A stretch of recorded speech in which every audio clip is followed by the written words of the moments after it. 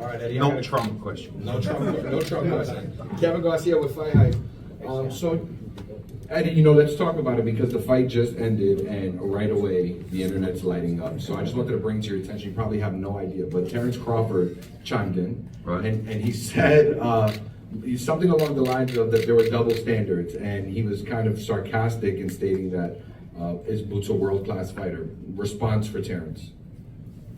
I don't really know what the question is, but Question is, what is your response for Terence Crawford and him chiming in on saying that Boots, or alluding to the fact that Boots may not be a world-class fighter? Well, it's absolutely ridiculous. I mean, Boots is the best welterweight in the world.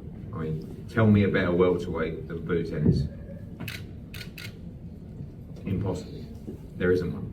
So he's the best welterweight in the world. I mean, we just finished a FaceTime with His Excellency, who asked me, will we make the Crawford fight? And the answer, Boots said to him, send the contract. So Terence Crawford, if he gets past Madrimov on August 3rd, will have the chance to see if Boots is a world-class fighter. And I think if Canelo Alvarez doesn't fight Terence Crawford, which I don't think he will, I believe you're going to see Boots Ennis against Crawford if he beats Madrimov in 2025, first quarter. There you go. Can you talk about his performance tonight a little bit? Again, Bud and him shared Avanesyan as a common opponent. He got him out of there in 5 rounds. Bud got him out of there in 6. Do you think he made a statement in doing that? Yeah, I don't really. I think the rounds, I think it's just the way that he did it. I mean, bear in mind, he'd been out for a year, and he kind of, with all due respect to Avanesyan, he really played with him. I mean, he didn't let himself get hit, but he had no regard for what was coming back. He was trying to have fun in there. He was trying to get him out of there. He was trying to be aggressive, and also he'd been out of the ring for a year. I think he felt that his performance was quite average, Boots. And I said, well, if that was an average performance, I mean, you've just destroyed David Avanesyan. It was so one-sided. I know Avanesyan was trying, and he landed a few bits and pieces, but if you're breezing through guys like that, the problem is, away from Stanionis, away from Barrios, I want to see him tested, because when you got someone, it's a bit like Shakur fighting these guys, it's a little bit of a waste of time. Who wants to see 120, 108 3 times? Or a one-sided beatdown? So one's okay, and getting active's okay, but you've got to create a great fight so they can define their legacy, these great fighters. Eddie, David Avanesyan, Sports Talk, Philadelphia. Can you just talk about the overall experience having this fight here in Philadelphia and any potential chance of bringing these fights back to Philly? Yeah, honestly, blown away by the crowd. I mean, I would like to say it was down to the promoter, and the promotion has been great, but I never expected to do over 14,000. I mean, it was just incredible. Like Bozy was saying to me, looking around, I mean, it's also quite difficult for Boots and Button. They've never experienced anything like this before. And Bozy was just looking around saying, I can't believe all these people. I can't believe all these people. And it was just incredible to see someone that had worked so hard, the whole family really.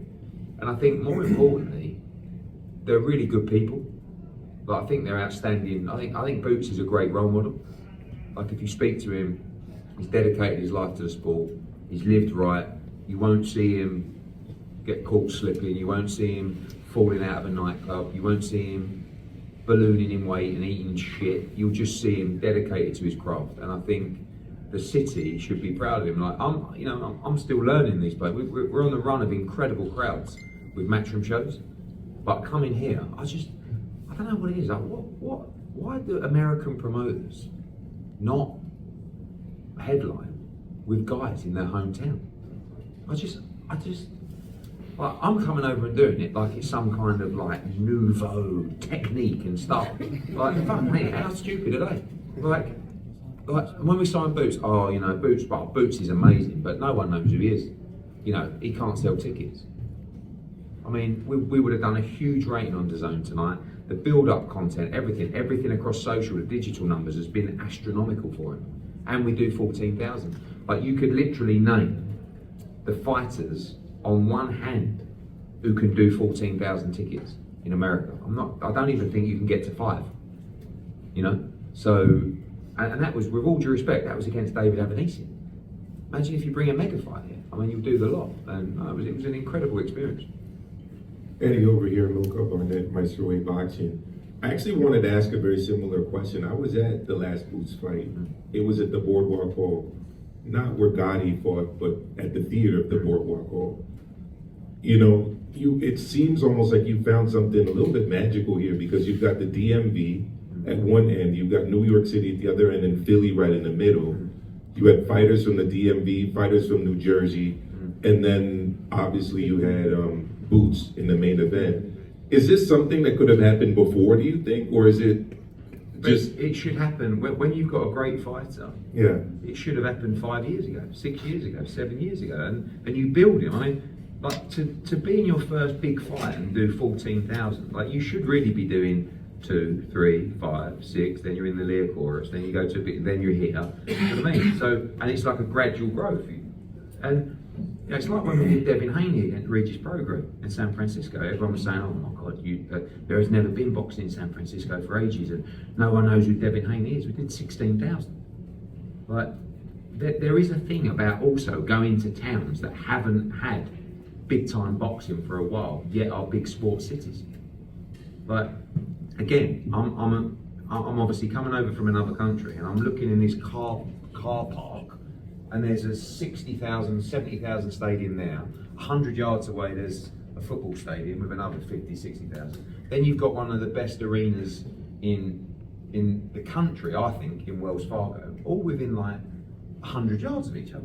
Like, we don't get that in England, you know, and I just, none of it really makes sense. I mean, we're doing, obviously, when we did Bam against Estrada, that was in Phoenix, really. We racked up 9,000 in there. Bam's from San Antonio.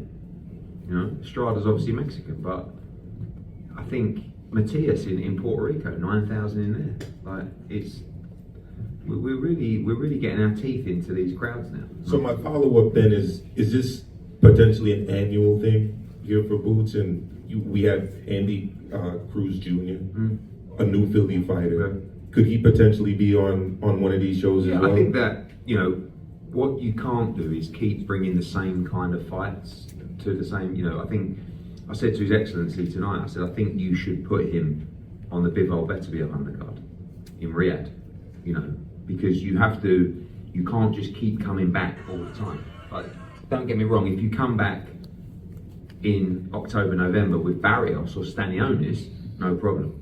But what you can't do is just keep coming back with the same product all the time. Like, that was great, tonight was amazing. That was the homecoming. The next one should be the unification or the mega fight, right? Because you can't just rely on the city to just keep coming out every 3 months, 15,000, it doesn't work like that. So there's a lot to plan, but activity is key. That was his first fight in a year. So he's got to fight in October, November. Hey, Eddie over here, Alex like you with Prime Point Media.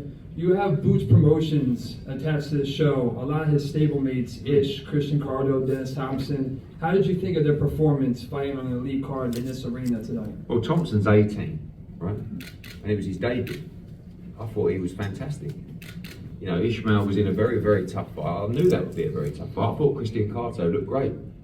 So that's important, you know, and I think that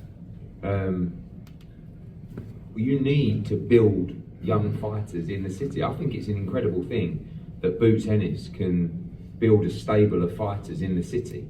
And of course there's a lot of other fighters in the city as well. But this goes back to the type of individual that he is. He really cares about those kids, and he cares about the kids in the gym. You know, he was watching, texting, even when he was at home resting, asking how they were getting on, and you saw him post across social media, "I'm so proud of you, I'm so proud of you." But we all sit here now, boxing's taken over all of our lives, doesn't it, really? I mean, we're all like addicts. But for him, boxing is his whole life. And if he can motivate the younger generation of kids from the city, I think it's an incredible thing. And I think if I lived in this city, and you know, I would want my kids to look up to someone like Boots, because I know how he lives his life, and I know how dedicated he is to his craft. And I think kids need more guidance. I mean, I think all kids should be in a boxing gym, to be honest with you. But, I think you've got someone that, is not going to be, he's going to be a role model for kids in the city. I think that's important. Hey, I have a question though. This fight started at approximately 11 o'clock, and I grew up in an age where we saw boxing in prime time, whether it was national TV or even if it were pay-per-view. And what you guys have going in Riyadh, which you can see fights in the afternoon, like on ABC's Wild World of Sports, from the bygone era. I'm wondering, is there a way to kind of schedule a lot of these fights in prime time? Because I think that the sport probably needs to get that prime time light for fans who are not necessarily boxing fans, but just to draw a larger audience. Do you think that's a good idea? I think that's a good question. I think something in the UK that we're finding is that we try very hard to have the main event at 10 p.m. in the UK, and we're not always successful because it drags on, and TV likes to talk about the fight for 20 minutes, and then there's an advert, and then there's a promo for another fight, and etc. etc. I think when there's a show from Riyadh, don't forget those fights in Riyadh are about 3 o'clock in the morning in Riyadh time, and they're afternoon time in the US, and they don't rate very well. So the afternoon slot or late afternoon slot for boxing doesn't work. However, I do think there's validity to your point that it could be a little bit earlier than that. Obviously on the West Coast, it's 11 p.m. tonight. On the East Coast, it's at 8 p.m. West Coast, 9 p.m. Central Time. So, yeah, I think. But also there was a ball game that finished at 7 p.m. tonight, 7:30, 6 p.m. Yeah. We sold a huge amount of tickets in the last. The venue texted me to say they're still queuing up when the fighters were doing their ring walks. So I think. But from a TV perspective, I do think you're right. Sometimes it can drag on a little bit too much and too late. Hey Eddie, what's going on? This is Najee from Cigar Talk. I interviewed Shakur Stevenson this week after his fight. You actually retweeted it. He said that he felt like you were the best promoter. Obviously, I saw him here. You guys were sitting next to each other. What kind of things, I guess, can you say to him as far as, courting him or just trying to bring him over to Matchroom, like things that you feel make sense? I think that Shakur is fighting a one-man war with the boxing community and world, and it's quite draining, to be honest with you. Like, he's a young man, so he's got appetite for it and a fight for it, but really there's no megaphone, there's no machine. Like, I know, for a fact that the gate last week was very good, very strong in Newark. Didn't sell as many tickets as tonight, but it was a very good gate. And we know that ESPN recorded their biggest rating of 2024, but no one's really talking about that because no one wants to, because he's left, So I don't really have to pitch too much. I think if we could deliver the fights, he will 100% sign with us. I don't think that's the question. I just think that he has to look at the fluidity of whatever deal he does to make sure that he's not restricted in terms of the fights that he needs to take for his career and his legacy. Because the fights that he's been in, the last 2 or 3 fights, listen, he's on great money, but you're not seeing the best of Shakur Stevenson because you're only going to see the best against, Zepeda or against Lomachenko or against Tank or against, I don't know, Pitbull if he moves to 140 or Para or, these kind of fights. So I really like him. I said to him tonight, I've been promoting him for probably the last 2 years for free. And I'll continue to be honest with you, and I think he's outstanding. I think he's a brilliant fighter, brilliant. Last couple guys, and then Jaron will be coming in. Jeff, hit first boxing right here. Diego Pacheco. Still got the jacket on, Jeff? Yes, sir. Good man. Diego Pacheco, he's fighting Maciej Sulenski in Los Angeles. Another venue. How many people fit in that venue right there? Yeah, that's probably, this is a great venue. Dignity Health, aka StubHub, that I knew, is probably my favourite venue in America for boxing, the War Grounds. It only holds, I think, 5,000, 6,000, something like that. It is such a great venue. So much so, Kell Brook beat Sean Porter there many years ago. It's one of my greatest nights. And open air, we believe we'll fill that up. We need your help with the Polish community in Los Angeles, of course. But Pacheco's a great fighter. You know, it's been difficult to find the right opponent for him. I'm pleased with Sulecki. I think he'll give him a solid test, but I think Pacheco's ready to fight for the world title after this, maybe 2 more max. And we expect a great crowd in Los Angeles. And with Loma and Tank probably fighting each other next, and what Oscar said the other day about Zepeda potentially not fighting Shakur unless Shakur signed with Golden Boy, I don't know what to make of that exactly, but who would you like to, if Shakur were to sign with you within the lightweight division, who would you have him fight? And do you think the Zepeda fight could be made because you're both with the zone? Well, you'd hope so, wouldn't you? I mean, like, I was shocked by Oscar's comments because he talks a great game about everybody working together and making the best fights for boxing, and then kind of like the mask comes off and he says, I'll only make that fight if he signs with me. I mean, you're taking a payday away from Zepeda, you're taking a world championship opportunity away from Zepeda by not making a fight. And I would expect the zone to say, no, we want to do this fight. We don't care who's with who. So, yeah, I mean, look, I can't control Oscar or Golden Boy. If we do sign Shakur Stevenson and they don't want the payday or the opportunity for Zepeda, there's nothing you can do about it. But hopefully, they've got the best interests of Zepeda and boxing, and most importantly for me, the platform of the zone at heart. So I do think Zepeda is the right fight for him. You know, I think he'll look good in that fight, and I think that would be a good fight to make. Come on, champ.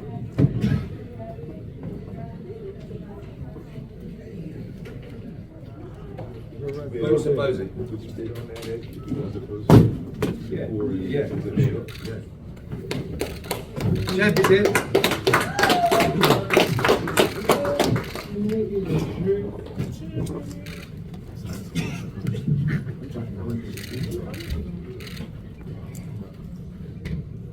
Ladies and gentlemen, as we said, just the most incredible night at the Wells Fargo. I won't actually forget Bozy turning around to me saying, look at all these people, I can't believe it. 14,000 of them. Jaron Ennis with ease defending his world championship belt. Over to you guys for questions. Boots, AB Boxing News, congratulations. Appreciate it. No problem. As far as your performance, how would you rate it, and what did you see in the ring against Avanesyan? It was a good performance, a good comeback fight. I ain't fighting a year, so felt good to be back in the ring. Felt good to be home. The crowd was loving it. I'm glad to be back. JP Miranda with LatinoSports.com. Congratulations to Boots. Congratulations to Bozy. And did you find yourself at any point during the fight, or even just coming out to the ring, in awe of the amount of fans, the love, and the support that you were receiving? Yeah, it was dope. It was a great experience coming out walking out in front of my friends and family, supporters at this big arena. It was a blessing. I was taking it all in. All right, secondary question.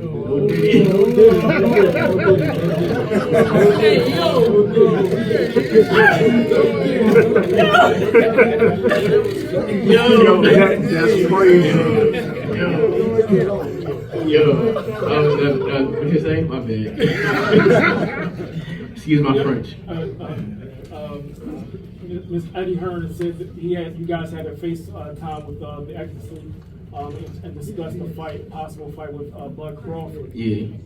If that fight was next, would you be interested in fighting that fight at 154 pounds? Like I always say, I don't care. I just want to fight the top guys, the best guys. They're going to bring the best side out of me, and not these guys that's on the lower level. When you fight somebody that's sharp and good like you, it make you better. But who knows? The fight could be easier. When you fight somebody on your level or supposed to be up above your level. James Bell here at the Boxing Source. So first off, that was wild. That's one. But my question to you is reference to David Avanesyan. What did you see from him in those first couple of rounds where you were able to make the proper adjustments? Because he was looking tough in those first couple of rounds, but once you got comfortable, you were able to see or get his timing down and be able to score that knockdown in the 5th round. I ain't gonna lie, he was moving a lot more than I expected him to move. But he's gonna come forward a little more. But I don't know. Did he do anything that surprised you in the ring? Any adjustments you had to make? That's the first question. And the second one is, talk to us about your last fight being in Atlantic City at the Boardwalk Hall, and then coming here to an arena where, according to your promoter, fans were still lining up to buy tickets as you were walking out to the ring. Yeah, well, your first question, he didn't really, I mean, I've seen everything he was doing. That's just me being, you know, my time being a little off. Like I said, I didn't think my time was gonna be off, but it was, you know, but I seen everything my pop was telling me to catch and slip. My time was just off a little bit, but everything be good, you know, next time be better and sharper and on point. And, but yeah, like you said, coming from the fighting at AC in a small arena and then coming here to fighting to Philly in my hometown to a big arena, definitely a big difference. You know, it's way better. You know, way better atmosphere. You know, and I'm glad I was able to do it. You know, and put on a show in front of my friends and family. Hey, Jaron, two quickies over here. Hey. Whoa! Yo, Mark! Yo! What are we doing? Come on! I ain't gonna lie, Philly drawn right now. Come on! The first one is, obviously, I've been talking for years and years, and you've dreamt about this moment, you know, fighting here in this arena. It was everything that you thought would be. Yeah, it was everything. You know what? I ain't even gonna say that. You just got it started with no Diddy. No, it was great though. You know, it was everything. You know, I always thought it was gonna be. You know, like I said before, I had just rung the bell here in March. You know, for the 60th game, and I told my security, I was like, yo, I said I'm gonna sell this place out. And a month later, did the partnership. Miss Eddie brought me home. You know, and you know I did it. You know. And the second one, when that fifth bell and you went 10 the round, did you think that the fight was over? What were your thoughts going back to the corner? And were you surprised that the fight was done after the fifth round? No, I knew I was gonna stop him. I was just every round I felt him breaking down and decreasing. You know, but I definitely knew I was gonna stop him. It was just a matter of time. You know, I just had to get in my bag a little bit. You know, pick it up a little more. You know, that's about it. Yo, Boots, Miguel with Town Big Sports and Entertainment. Everybody's been asking about grades for your performance in the ring, but I just want to ask an unorthodox question. You know, it's your first fight with Eddie. Mm-hmm. You're here at home. You had a great sellout crowd. Obviously, you were excited. You said it was a dream come true. Can you just give Eddie an early grade for your first fight with Metro? Eddie, an early grade? You want me to give him a grade? Give him a grade as a promoter. So far. At 8 plus. What about you, Bozy? The grade I give him is 10. 10.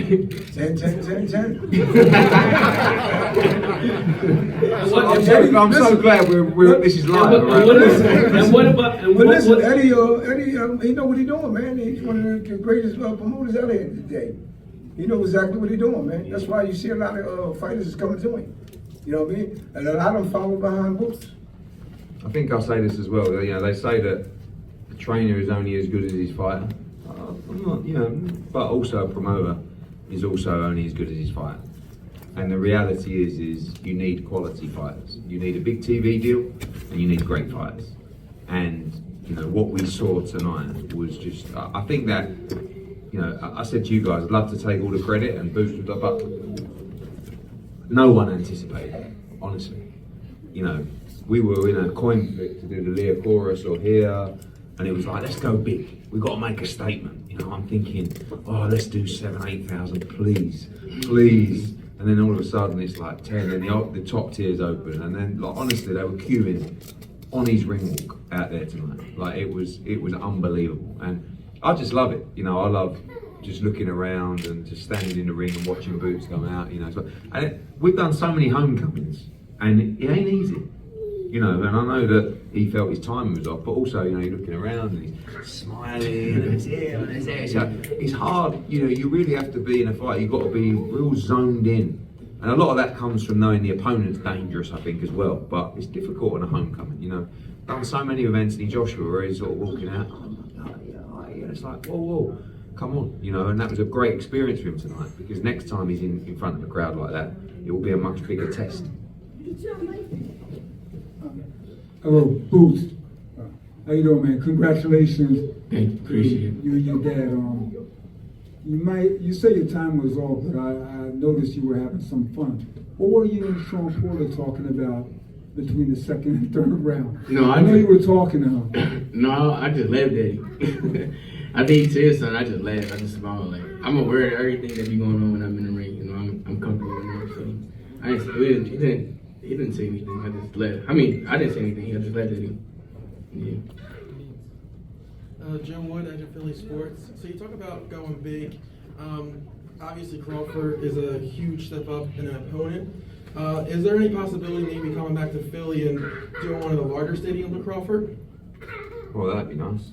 Across the road, you know. Look, just to make it clear, for me, the number one priority is to unify the division, right? Because he's going to move to 54 at some point, but you don't really want to go before you've taken care of business. So we know that, you know, and that's when I said the conversations with His Excellency tonight was, he said, look, do you think Boots will fight Crawford? I said, yeah. Send the contract. I said, yeah. Here's what he said. I said, send the contract. Yeah. So that's for next year, but we're going to fight again in October, November. And I said to His Excellency, maybe if you want, we'll go co-main event on Bivol Beterbiev in October out there, you know?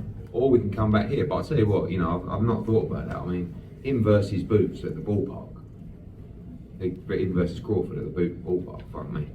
I mean, this table's about to jump up in a minute. That's got me really excited.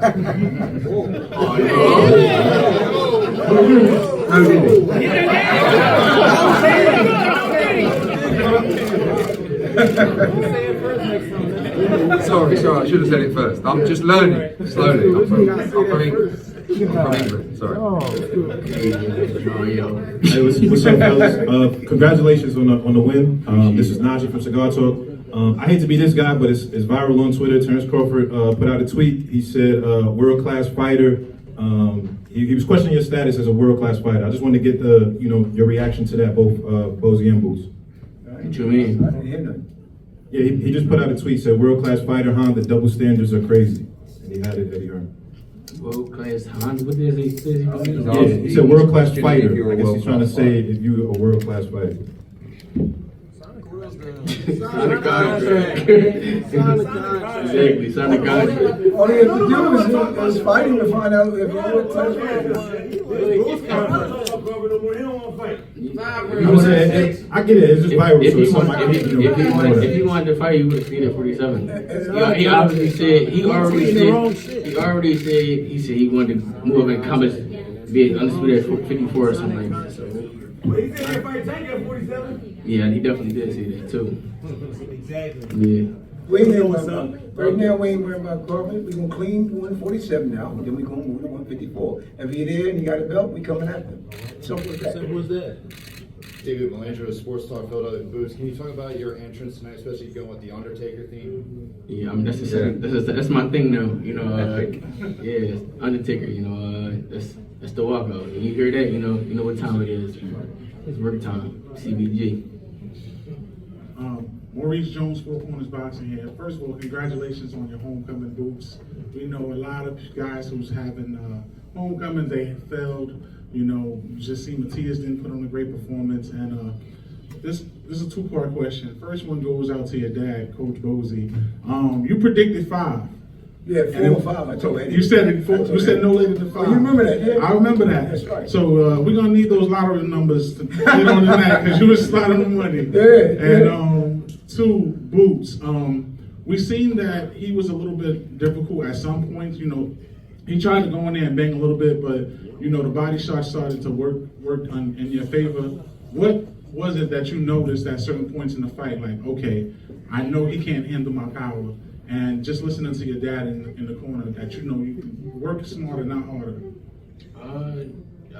Like I said before, every round I felt like he was just decreasing, and when I came back to the corner, my pop kept saying just had fun a little bit. You know, don't look for it. And I wasn't looking for it. I was chilling. Like, you know, I was in there just trying to find my groove. You know, get back in the groove, and I wound up catching him and start having my fun a little bit in 4 or 5 rounds, the 4th and the 5th round, and it was it. You know, that's what she wrote. Oh, okay. Chris Murray from the Philadelphia Sunday Sun and from WURD Radio. We love to have you on the show at some point. But my question to you is: your father said last year that there are so many levels to your potential. For you to come out, somewhat, after that year layoff and put on the performance that you put on tonight. I mean, how do you feel about how good you can be at this level? I feel like it could be phenomenal. Like I said, so for a year, and I got many more tools and many more things, in my arsenal. I just gotta, get the opportunity to, show it against a top guy. So. And Bozy, what are your thoughts about that? Just looking at tonight and just seeing, just really how good that. Not a little bit of ring rust, but he, it was an impressive finish. I thought he did a great job for being out a year, and I told him to do that, what he was doing inside. I told him to fight him inside, break him down inside. Then I told him box a little bit, then break him down. And I told him eventually he was going to wind up stopping, But I knew he was going to quit. If he wasn't going to quit, he was going to get knocked out cold. Hey, Boots, over here. Right. Hey, how you doing? Great win tonight. This is Vince the Writer, Boxing News 24. Initially, you were supposed to fight Crawley, and then Avanesyan stepped in. Describe the process you had to go through as far as your training for a different opponent. Yeah, it wasn't no different. Like I always say, we got every style in my camps. You got southpaws, orthodox, pressure fighters, boxers, tall, short, everything. So we prepare for anything because you never know what a guy might do. Like tonight, Avanesyan really wasn't putting pressure like that for real. He was coming, but he wasn't.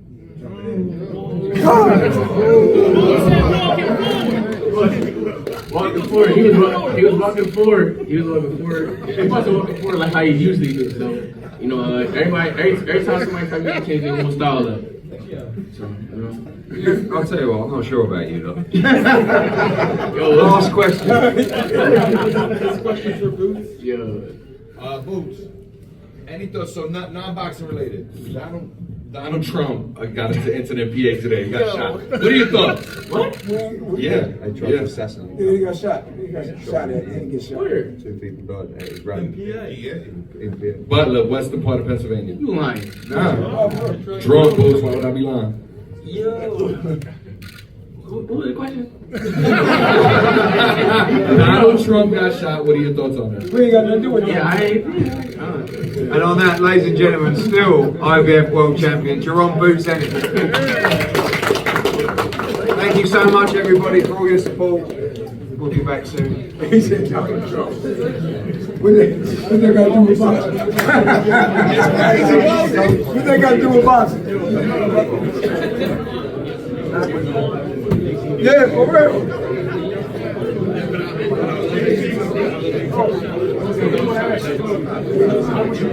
Christian?